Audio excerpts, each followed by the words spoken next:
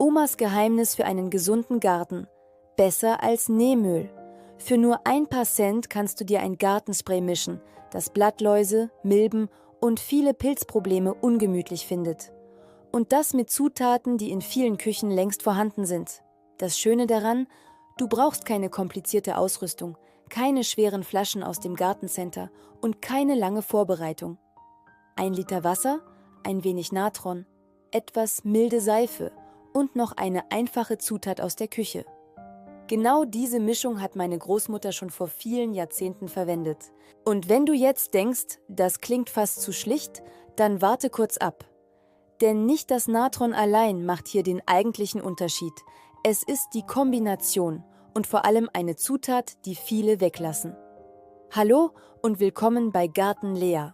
Manchmal sind es nicht die modernen Produkte, die im Garten am besten funktionieren. Manchmal sind es gerade die einfachen Dinge, die sich über viele Jahre bewährt haben. Hinter meinem Elternhaus stand früher ein kleiner Gemüsegarten. Nichts Großes, nichts Perfektes. Dort wuchsen Tomaten, Paprika, Gurken und Kräuter so zuverlässig, als würde alles wie von selbst funktionieren. Keine zerfressenen Blätter, kaum mehlige Belege auf den Pflanzen und auch diese typischen braunen Überraschungen waren dort erstaunlich selten. Ich weiß noch, dass ich meine Großmutter irgendwann gefragt habe, was sie eigentlich immer verwendet. Ich hatte erwartet, dass sie ein besonderes Mittel nennt. Stattdessen zeigte sie nur auf ein kleines Päckchen im Regal und sagte ganz ruhig, Natron. Und nach einer kleinen Pause fügte sie hinzu, naja, nicht nur Natron. Es war ein schlichtes Rezept mit wenigen Zutaten, die ohnehin im Haus waren. Einmal pro Woche wurde die Mischung angerührt, auf die Pflanzen gesprüht und das war es dann oft schon.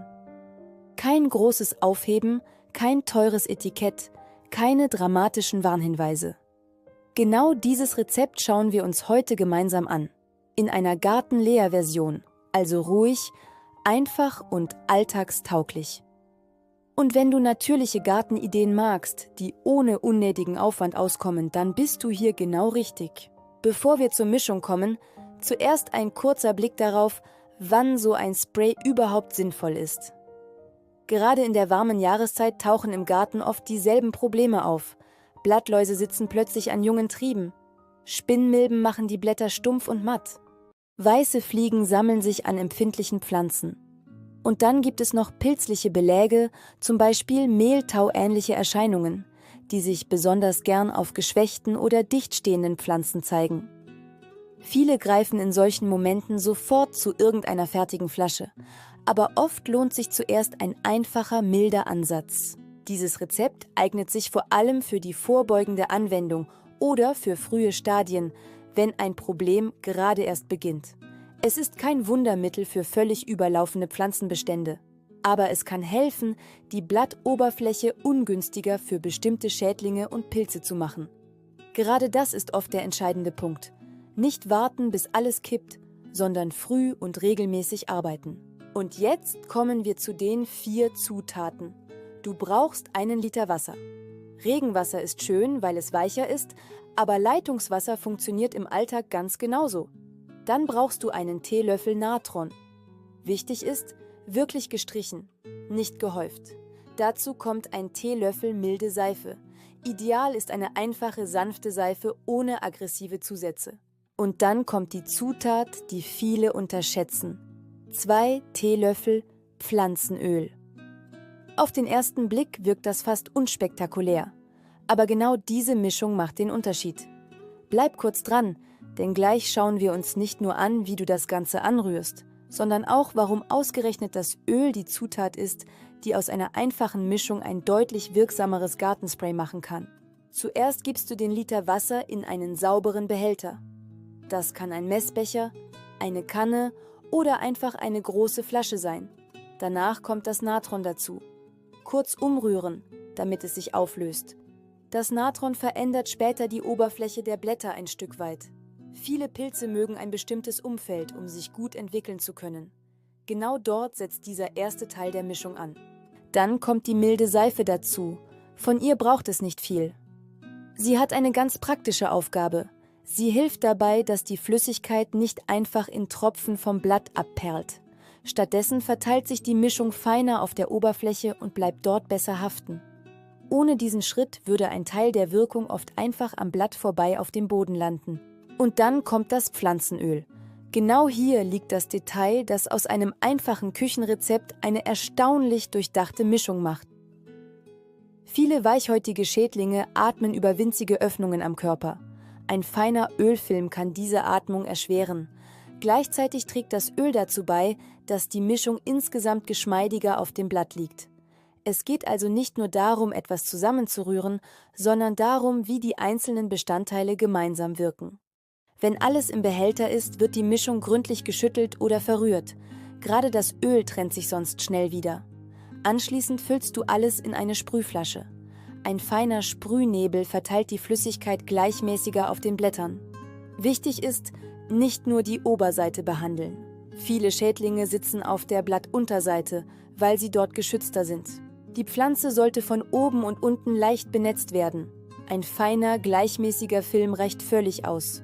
Sprühe am besten früh am Morgen oder am Abend, nicht in die pralle Sonne, damit die Blätter nicht belastet werden. In der Mittagshitze sollte man solche Anwendungen unbedingt vermeiden, damit die Mischung in Ruhe antrocknen kann.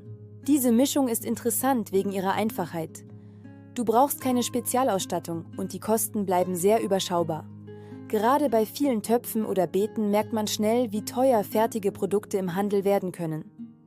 Natron ist alkalisch und verändert die Bedingungen auf der Blattoberfläche. Bestimmte Pilzsporen mögen genau das nicht. Seife sorgt für Verteilung und Haftung. Öl wirkt gegen Schädlinge. Das Zusammenspiel der Zutaten macht den Erfolg aus. Trotzdem gilt, natürlich heißt nicht grenzenlos anwenden. Teste die Mischung zunächst an einem einzelnen Blatt. Warte einen Tag und schau, ob alles gut aussieht. Manche empfindlichen Arten reagieren etwas sensibler als andere. Junge Tomaten, Gurken oder Kürbisgewächse können empfindlicher sein. Hier lohnt sich oft eine schwächere Mischung. Zarte Jungpflanzen im ersten Wachstum sollte man nicht gleich voll einsprühen. Weniger ist hier oft mehr. Ein wichtiger Punkt sind Bestäuber. Nasse Seife gehört während des Bienenflugs nicht auf die Blüten der Pflanzen. Sprühe immer dann, wenn Bienen nicht aktiv sind. Sobald alles getrocknet ist, ist die Anwendung für Insekten unkritisch. Für die Anwendung im Alltag reicht es oft, alle 7 bis 10 Tage vorbeugend zu sprühen. Wenn es stark geregnet hat, kann eine erneute Anwendung sinnvoll sein, weil der Film von den Blättern abgewaschen wurde. Reste der Mischung kannst du für einige Tage kühl aufbewahren. Am besten im Kühlschrank oder an einem kühlen Ort. Vor der nächsten Anwendung einfach wieder gut schütteln. Meine Großmutter hatte übrigens noch 3 kleine Gewohnheiten, die ich bis heute mag.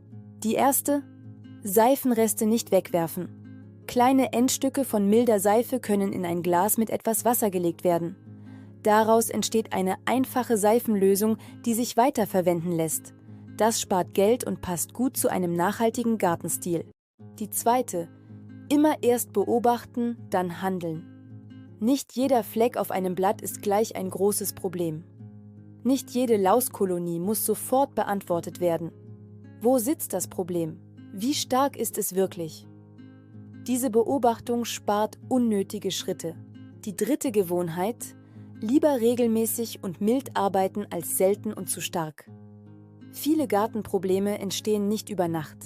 Wenn man das früh sieht und sanft gegensteuert, bleiben die Pflanzen oft deutlich stabiler, als wenn man erst sehr spät reagiert. Vielleicht ist das Schönste an alten Rezepten. Sie erinnern daran, dass Gartenarbeit nicht immer komplizierter werden muss. Ein Garten ist kein Labor und auch kein Ort, an dem jedes kleine Problem sofort maximal bekämpft werden muss. Oft geht es eher darum, die Pflanzen aufmerksam zu begleiten, ihre Bedingungen zu verbessern und einfache Mittel bewusst einzusetzen. Das Spray ersetzt nicht die Grundlagen guter Pflege. Wenn Pflanzen zu trocken stehen oder ständig gestresst sind, hilft auch die beste Mischung nur begrenzt. Gesunde Pflanzen beginnen immer bei Licht, Luft, Boden und Wasser. Das Spray ist eher eine Unterstützung, nicht die ganze Lösung. Genau deshalb mag ich dieses Rezept.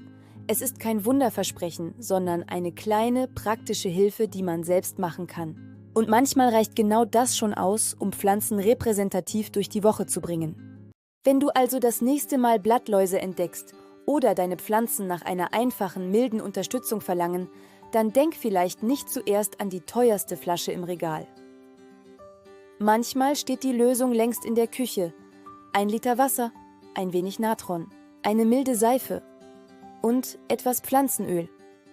Mehr war es bei meiner Großmutter auch nicht. Und vielleicht liegt gerade darin das eigentliche Geheimnis.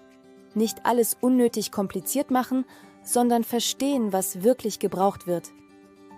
Danke, dass du dir Zeit für deinen Garten genommen hast und für Garten Lea.